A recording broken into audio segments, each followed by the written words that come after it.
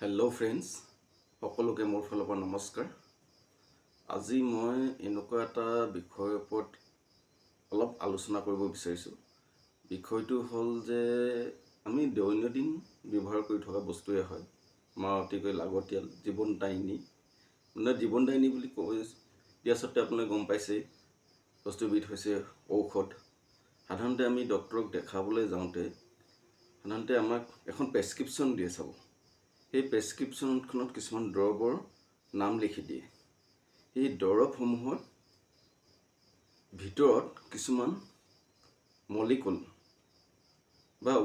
Molecule থাকে, বা কিছুমানে কম্পজিশ্যনো কয়, বা আমি উপাদান বুলি ক'ব পাৰোঁ। সেইসমূহৰ বিষয়ে অলপ থুলমূলকৈ আলোচনা কম্পজিশ্যন বা মলিকুলৰ বিষয়ে বহলাবলৈ যাওঁতে মই এই ডাঙৰ বেমাৰৰ ঔষধসমূহৰ বিষয়ে আলোচনা কৰিবলৈ নাযাওঁ। মই দৈনন্দিন ব্যৱহৃত বেমাৰৰ ঔষধসমূহৰ বিষয়ে আলোচনা কৰিম। তাৰ ভিতৰত মই প্ৰথমে আলোচনা কৰিব বিচাৰিছোঁ আজি এই গেষ্ট্ৰিকৰ দৰৱসমূহ।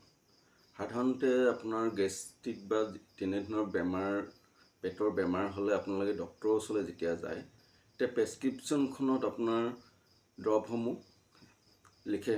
এইটো ধৰি লওক আপোনাৰ এইটো খালী পেটত খাব, ডেইলি এটাকে খাব, বা কেতিয়াবা ডেইলি এটাকে প্ৰায় দিয়ে। তাৰপিছত 1 মাহ বা 15 দিন বা কিছুমানৰ ক্ষেত্ৰত 2 মাহলৈকে দিয়ে। এই মেডিচিনসমূহ কিন্তু এই চৰকাৰী হস্পিটেলসমূহত চাব, আপোনাৰ কিছুমান ডক্তৰে ব্ৰেণ্ড নেম নিলিখে। যিকোনো মেডিচিন এটা ব্ৰেণ্ড নেম নিলিখে, তেওঁলোকে দিয়ে মলিকুল বুলি দিয়ে। মলিকুলবিলাকৰ ভিতৰত গেছৰ ক্ষেত্ৰত বিশেষকৈ বেছিভাগ দিয়ে, মানে পেণ্ট্ৰপাজল দিয়ে, ৰেবিপ্ৰাজল দিয়ে আৰু অমিপ্ৰাজল। এই 3টা মলিকুলেই লিখে গেছৰ ক্ষেত্ৰত। উদাহৰণ হিচাপে পেণ্ট্ৰপাজল। এই পেণ্ট্ৰপাজল নামৰ মলিকুলটোৰ প্ৰায় 200ৰো অধিক কোম্পানী আছে। সাধাৰণতে মেডিকেল ভাষাত ইয়াক প্ৰটন পাম্প ইনহিবিটৰ বুলিও কোৱা হয়। ৰেবিপ্ৰাজল। এই ৰেবিপ্ৰাজল নামৰ মলিকুলটো প্ৰায় 150ৰো অধিক ব্ৰেণ্ডেড কোম্পানীয়ে ব্যৱহাৰ কৰি আছে বৰ্তমান। অমিপ্ৰাজল।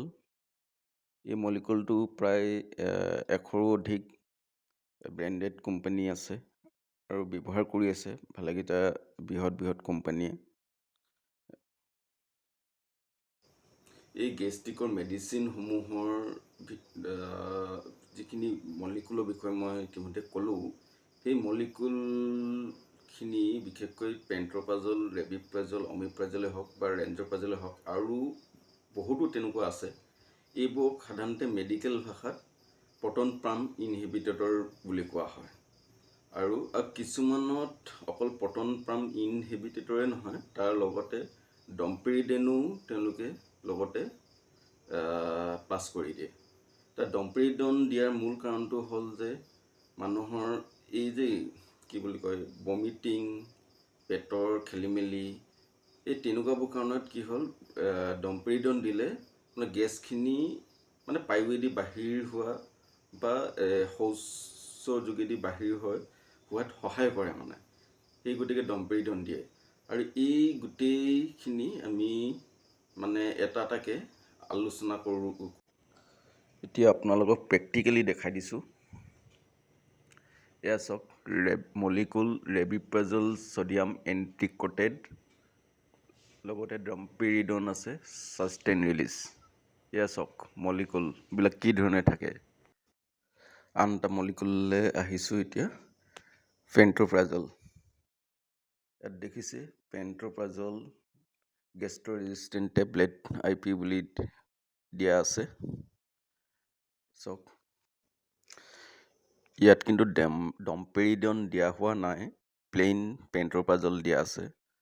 আৰু ইয়াত ব্ৰেইনটো সাধাৰণতে মই লুকুৱাই ৰাখিছোঁ ৰেড মাৰ্ক কৰি। ইয়াত বাধ্যবাধকতা থাকে। তৃতীয়টো মলিকুললৈ আহিছোঁ, অমিপ্ৰাজল। ইয়াত দেখিছে অমিপ্ৰাজল কেপচুল IP লিখা আছে। এয়া হ'ল মলিকুলহে মাত্ৰ।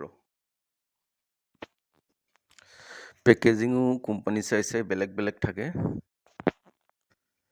কিছুমানত 10টা পেকেজিং থাকে, কিছুমানত 20টা, আকৌ কিছুমানত 15টা, তেনেকৈ থাকে বিভিন্ন কোম্পানী চাই।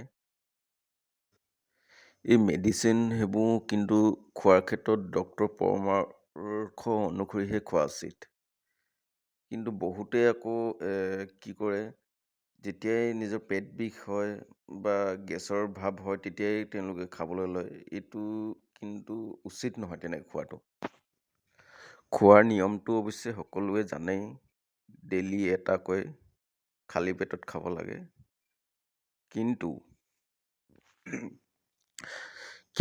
কিমান দিনলৈকে খাব লাগিব সেইটো নিৰ্ভৰ কৰিব পেচেণ্টজনৰ কণ্ডিশ্যনৰ ওপৰত আৰু ডক্তৰজনৰ চাই মেলি পোৱা পৰ্যবেক্ষণৰ ওপৰত।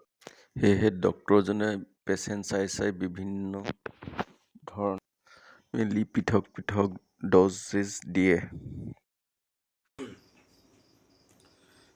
গতিকে ভিডিঅ'টো কেনে পালে আপোনালোকে জনাব, কমেণ্ট বক্সত আপোনালোকৰ নিজৰ মতামত প্ৰকাশ কৰিব। আৰু এনেদৰেই মই নতুন টপিক আলোচনা কৰি থাকিম আপোনালোকৰ আশীৰ্বাদত। গতিকে সকলোৱে মোৰ চেনেলটোক শ্বেয়াৰ কৰে যেন, লাইক কৰে যেন, আৰু শেষত ছাবস্ক্ৰাইব কৰিবলৈ নাপাহৰে যেন, এয়াই অনুৰোধ আপোনালোকৰ ওচৰত। গতিকে আজিলৈ সামৰিছোঁ। ধন্যবাদ। জয় আই অসম।